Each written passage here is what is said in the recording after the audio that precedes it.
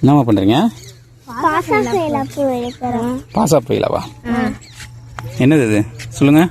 இது நம்ம நான் இந்த எக்ஸாம்ல பாஸா ஃபெயிலான்னு கேட்டா வெடிக்கும் டப்புன்னு.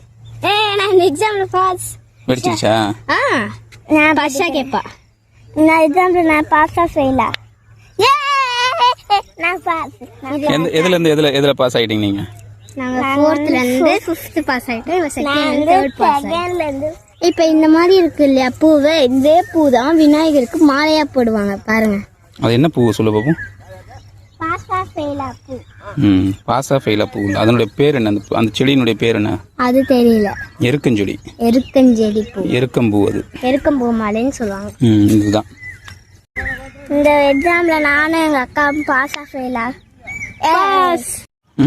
கண்ணில் அந்த பால் படக்கூடாது. கண்ணில் ஏன் போயிடும்? கண்ணில் படக்கூடாதுமாண்ணா. பால் பட்டுற போது பார்த்து ஜாக்கிரதையாக பண்ணணும். யாராவது இதை படிக்கும் போது கேர்ஃபுல்லாக படிக்கணும்.